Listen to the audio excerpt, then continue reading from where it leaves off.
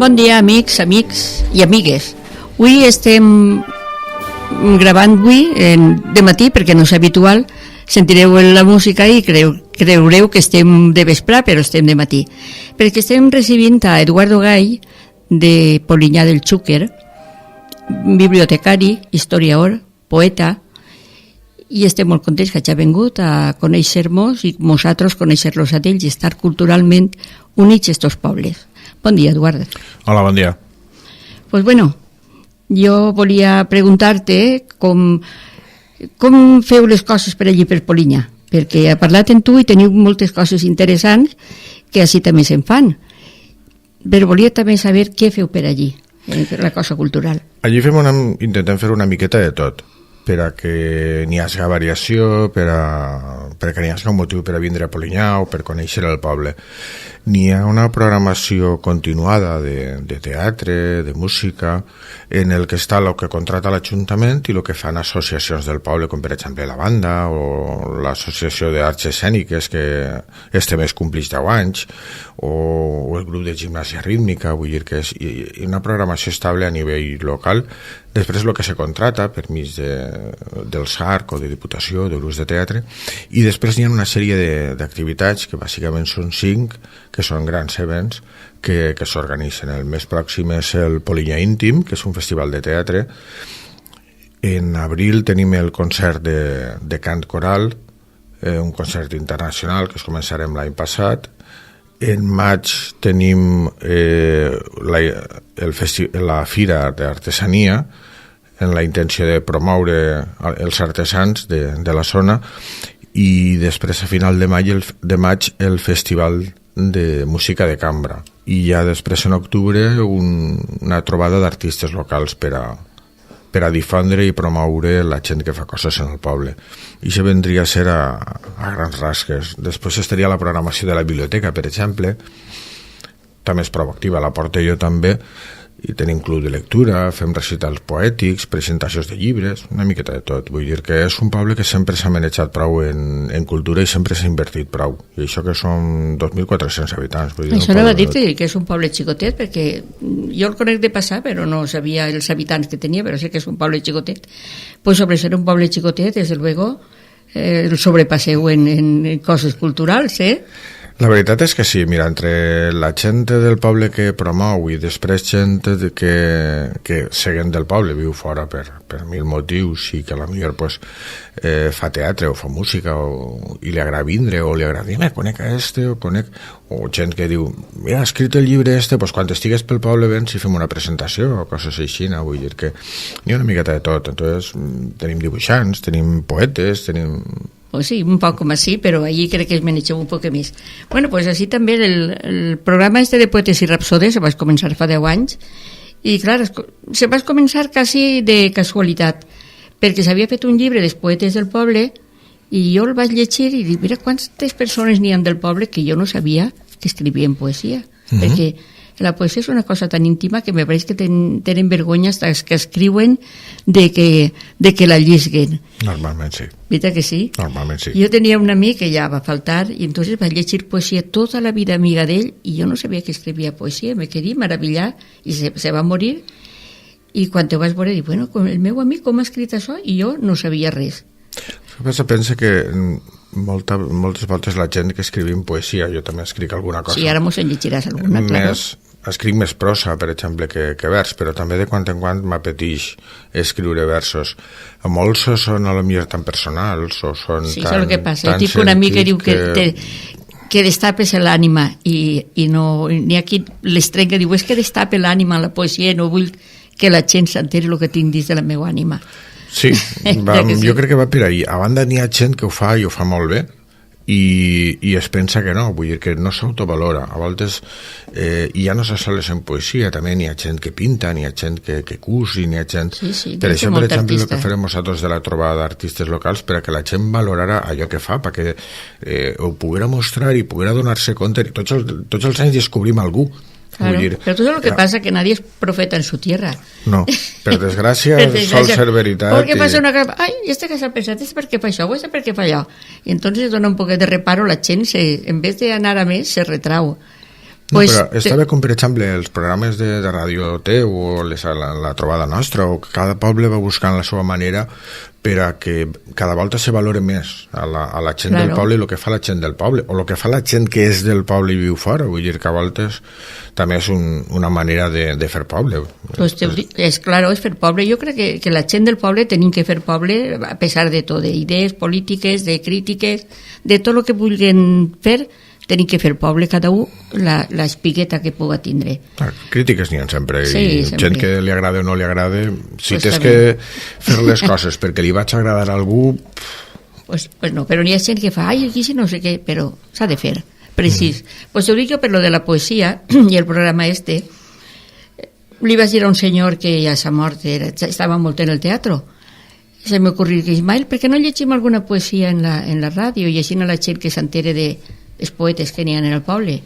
I aquell home diu, pues bueno, bé, es començarem, i estem 10 anys ja i no sé quan mos n'anirem, perquè han començat a vindre gent, a fer llibres, a presentar llibres, i poquet a poquet tenim una quantitat de poetes del poble que venen totes les setmanes a llegir. Està molt bé. I poetes que venen de fora, convidats i que volen vindre a Ràdio El Xinet per llegir la seva poesia. Dic, com este món, en una coseta que se va començar en res, com s'ha convertit en això. I la gent que està en casa, més que m'ho diuen per el poble, tu no saps la companyia que mos feu. Jo estic en casa que estic mala i mira, quan vos sent, no sabeu el rater que passa tan a gust. L'altra, no sé què, no sé quan. Jo dic, bueno, jo me pareix que en 10 anys ja mos n'havia d'anar, però no assistem. No, anar-se'n no. Bueno, i com també és una cosa que és vindre un ratet i tota aquesta gent que mos ajuntem ja no són amics, ja és com si fórem família, perquè estem tots com si fórem ja una família. Claro, entre el que ve i parla i el que està en casa escoltant, claro. Una colla interessant. No, està bé, la ràdio sempre és, a més, és molt pròxima, és molt... I ara està per internet i se pot sentir per on vulguis, està en 107.4 i se sent però molt sentir Ràdio El Xinet. Ho penjaré en la pàgina web i així que... Claro que sí, ja ho sentiu. Anem fent una miqueta comarca. A voltes la Ribera no estem massa connectats. Pues tenim que estar, perquè la Ribera és molt bona. Sí, i sempre quan t'escarpes en tots els pobles hi ha una muntona de coses. I el poble valencià és un poble que té l'ànim i l'aspiració molt artística, molt desenvolupada. Sí, en tots els pobles n'hi ha moltes coses artístiques que valen la pena. I dones de fer coses, és que jo cus no sé què, però és un artista cosint, un altre és un artista guisant, un altre és un artista... Tots sabem fer una coseta o altra, però especial. El que passa és que ens pensem que això és, pues mira, normal, i com no ho valora ningú, pues ahí està. I s'ha de valorar, I n'hi ha gent que ja no ho troba com a normal, sinó com una cosa rara que has d'amagar, i és al revés, vull dir, és una cosa que has de valorar i has de traure. Jo es comenci lo de la paella esta que fas artística, que te ho dic, i me fent, però una paella, li fa un retrat en una paella. Dic, pues mira, pues una paella més divertida. I bueno, la gent no se ho imaginava, pues així, jo dic, mira, si ha anat a puestos, ha anat a televisions, ha anat a París, ha anat a Miami, gràcies a una idea que jo me pareixia una idea tonta, però que la posi en marxa, i ja està la idea. Les idees és per posar-les en pràctica, que ixen, pues bé, que no, pues les abandones. Ara n'hi ha una cosa per maio, crec que és, vaig al concurs internacional de Sueca tots els anys, i ara maio se'n van a Califòrnia, a San Diego. I ja estan dient-me, Teresa, com estàs per moure per allà? Jo dic, pues no ho sé, perquè quan tenim allà 14 hores de vol, i dic, qui m'haurà d'anar a vindre així, en lo llum que estic de ma casa, si me passa alguna que faci jo sí. Però és tot una vivència, sempre. Bueno, però és molt pesat, jo ja soc matxoreta, no ho sé el que faré, ja m'ho pensaré. Anar, jo dic, si no vaig i l'experiència me la perd. Bueno, Eduardo, parlem de tu, que és el que ens interessa. Doncs mira, si vols comencem parlant de lo del festival, que és el que està més propet, i després de lliscar alguns poemes dels que he escrit. Mira, el festival en realitat és germà de 2 festivals més. Vull dir, es diu Polinyà Íntim perquè és germà del Cabanyal Íntim i el Matarranya Íntim, que són 2 iniciatives. El més antic és el Cabanyal, que si no recordo mal són 10 anys. Va néixer en el barri del Cabanyal com a forma reivindicar el barri i de reivindicar els espais que composaven el barri. Després es va estendre al Matarranya íntim. El Matarranya és una comarca de Terol on hi ha gent, bàsicament Jacobo i Francachela Teatre tenen relacions estan en el naixement del Cabanyal i també estan en Matarranya i també estan en Polinyà. Entonces traguem un parell d'anys, fem un Polinyà, i al final l'any passat va eixir, va ser l'any passat el primer festival. Entonces és un tipus de festival molt pròxim, és a dir, són obres de vanguardia, obres de molta qualitat, en un format molt pròxim, és a dir, són per a 30-40 persones, normalment, n'hi ha algunes que són en locals més grans, i la proximitat i la limitació ve donar per l'espai. Sempre es fa en espais íntims. Solen ser cases, solen ser algun corral, algun almacén, alguna andana, solen ser, i normalment, per exemple, en un any pràcticament no repetim cap espai. La Casa de la Cultura, perquè és l'espai més gran que tenim, però una obra que tanca el dissabte, i els que es fan a la plaça, però el resto són tots espais de 30-40 persones, una antiga verdureria, un antic magatzem de taronja, una casa, vull dir que l'habitació d'una casa, vull dir que són coses... Entonces, ahí dins n'hi ha una sèrie d'obres de teatre, són unes 10 o 12 representacions diferents al llarg del dissabte i el diumenge. Unes són públiques, que són les que fem en les places, i les altres pues, se fa una aportació a les despeses. El que vol anar paga un poc, no? Exacte, claro. Són 4,5 €. Molt bé, per cobrir els gastos. I llavors la programació bàsica es comença el dissabte, que a més tenim una joia perquè venen a actuar Maduixa Teatre en una obra que es van portar l'any passat el Premi Max a la millor obra de teatre de carrer, que és Mulieris. Se representa en la plaça la plaça Major d'allí de Polinyà, oberta, i és una meravella d'obra.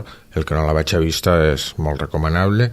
I després ja de vespre venen les sessions de les obres menudes. Entonces n'hi ha 3 obres de teatre que cada una se representa 3 vegades en 3 espais diferents, i després el dissabte la tanquem en una obra gran en la Casa de la Cultura. I després el diumenge tornem a repetir. El dematí n'hi ha 3 obres de teatre a les que pots anar d'això, i algunes en grans espais per xiquets. Pots fer bonos i anar a totes si vols, no? Sí, n'hi ha una programació que podeu trobar en la pàgina web de l'Ajuntament, i a baixar-se el llibret de si esta setmana estaré també en paper, i a partir del dia 22 ja se poden comprar les entrades, reservar les entrades per telèfon. Entonces tu pots veure 1, 2, 3, les que cada un li apeteixi. Sí. Molt bé, molt bé. Pues mira, com estem propet, pues anirem a visitar-vos. I sí. Així pues, mos coneguem una miqueta més. Exacte. Bueno, jo m'agradaria que me parlares de la teua vida pues, més poètica, que és el que du el programa este. Mira, el que passa que quan no te coneixíem volíem saber en Polinyà el que se feia. Exacte. Normalment, quan escric poesia és perquè necessito expressar alguna cosa. Jo suposo que li passa a molta gent. O sigui, escrius... Jo, per exemple, no escric per publicar, no escric per difondre, inclús no difong massa, no vaig escampar masses poemes. Per exemple, esta setmana, per motius molt especials, vaig escriure un poema. Me va costar perquè no m'eixia, però normal, i l'he penjat en Facebook, però no sol penjar massa coses. Ara estic penjant coses, canvies d'opinió, canvies, i ara tinc una pàgina web i estic començant a penjar alguns poemes i contes, i escric més conte i més prosa que vers, però n'hi ha vegades que necessites expressar-te. Entonces, per exemple, la setmana passada pues tindrem la desgràcia que va faltar un amic, un xaval, era una bellíssima persona, i a més va faltar a soles en Bèlgica, era camioner, es va trobar mal, se va anar a l'hospital i s'ha acabat. I bé, entre el colp de la defunció, la distància, els problemes que n'hi han hagut per haver de fer el soterrament, que encara el soterrarem ahir des del dijous passat. I llavors, això que necessites expressar, i ho ha fet a 3 voltes i normalment no ho he tret, i esta volta, doncs mira, perquè m'ha pillat aixina, doncs sí que ho vaig publicar en el Facebook parlant d'ell. Teníem una molt bona relació, era una bellíssima persona, d'aquestes persones que val la pena conèixer, i bueno, li vaig escriure uns versos que diu: deixeu-me plorar a la lluna, que la llum forta del sol les llàgrimes em crema. Deixeu-me que conte les penes a la negra nit, que el matí desperta esperances buides. Deixeu que puga lamentar-me fins a buidar la meua ànima de tristors. Aleshores, tornaré a somriure. Preciós. Llavors, és això, solen ser poemes que darrere tenen una història. Sí, però és el que té del cor en aquest moment. Exacte, entonces no és que... I te costaria fer-ho. Sí, a veure, la forma d'escriure no és que m'assenti i diga vaig a escriure no sé què, sinó que tens un algo que expressar i vas pegant-li voltes i en un moment determinat dius ara, pues per exemple en este i descarregues. En este, per exemple, ja m'havia xitat i tot, vull dir que estava pegant-li voltes i al final m'alça i jo dic ara és l'hora, i entonces te fiques a escriure i en un momentet no tinc costum ni de contar versos ni de... la mètrica i tot això, no? Pràcticament tal com ix, vull dir que són coses tal sentides, algo d'ortografia, algo de vocabulari, sí, per escriure correctament mínimament i tal, però no faig un treball de versos ni de mètrica, sinó que normalment ahí darrere n'hi ha una sèrie d'històries, no? Entonces, pues no sé, pues per exemple este que es diu Memòria és també molt personal. Ma mare va faltar la veritat és que uns mesos després d'escriure estos versos, pues com tanta gent que li ha passat, pues, de colp a repent té una enfermetat i se'n va la memòria. Entonces el poema es diu Memòria. Diu: quan clarejava la teua vida t'ensenyaren a treballar i cuidar les criatures quan devies estar a l'escola, i netejaves cases quan devies aprendre a escriure, i et guanyaves el pa quan devies assaborir l'adolescència. Ben prompte t'ensenyaren a baixar el cap, a guardar la consciència davant aquell que et paga, a parlar baixet i oblidar els drets davant aquell que et mana.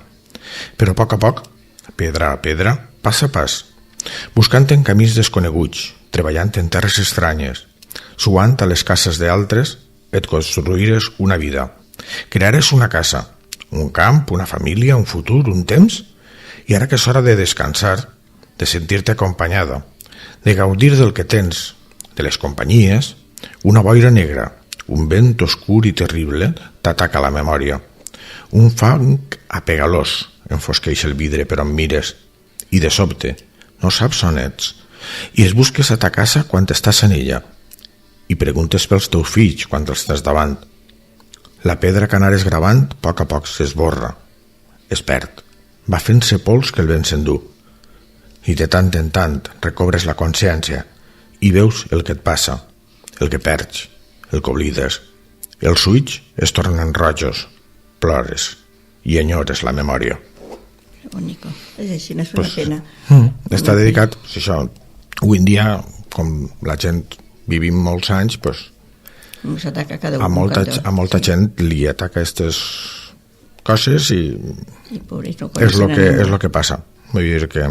És molt trist, l'Alzheimer és molt trist, perquè du una sèrie de... L'altre dia estic jo en el centre de dia, que anarem un ratet a gravar també poesia allí, perquè quan anem i les persones que n'hi ha allí pues conten històries i n'hi ha un senyor allí també i diu, vols llegir poesia? Diu, sí, bueno, va llegir poesia estupendament.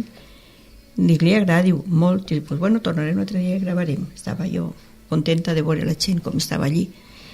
I la gent, pues n'hi havia una dona allí que se volia anar a sa casa, que era de Carlet.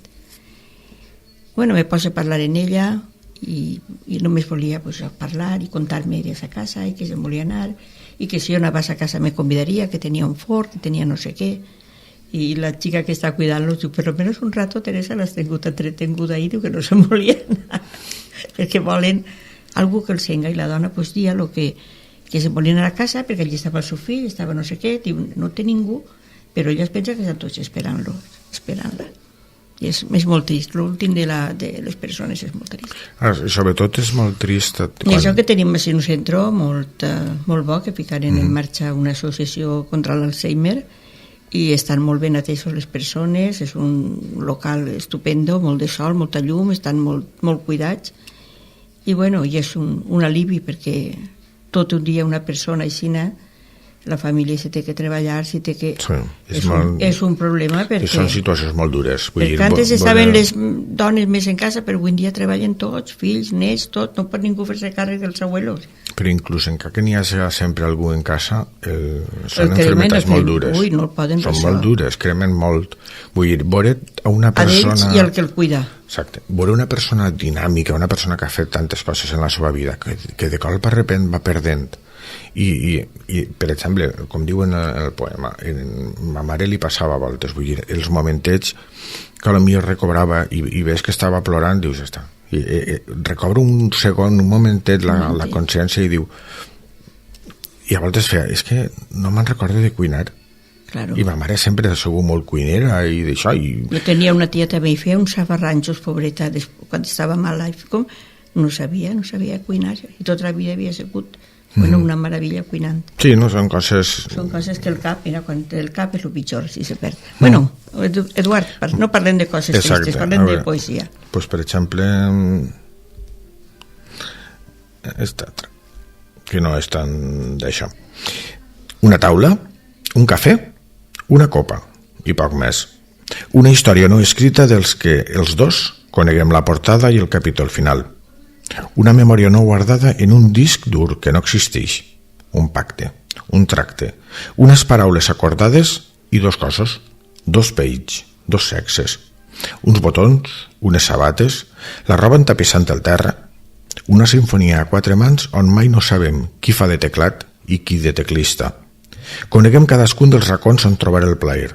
Sabem perfectament com provocar sospirs. Tenim guardat el mapa del tresor, la clau que obri la porta prohibida. Sabem per on els dits han de passejar. Coneguem el desig sense mediar paraules.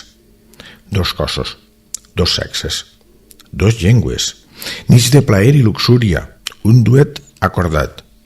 Fa temps fèrem un pacte, dos cossos en la nit, dos sentits en un llit, sense besos que lliguen, sense paraules que obliguen, solament plaer buscat, solament estima prohibida. Molt bé, pues estupendo, poc bisexual. Exacte. Bueno, Eduardo, pues això, ja ens coneguem ja per la primera... Pues un plaer. Jo també. Ja estarem en contacte. Claro, estarem en contacte, ja ens enviaràs tot això, ens arribes també quan facin la poesia també, si vols participar i enviar alguna poesia, pues estarà en el concurs. Molt bé, moltes gràcies per rebre'm. Molt bé, igualment.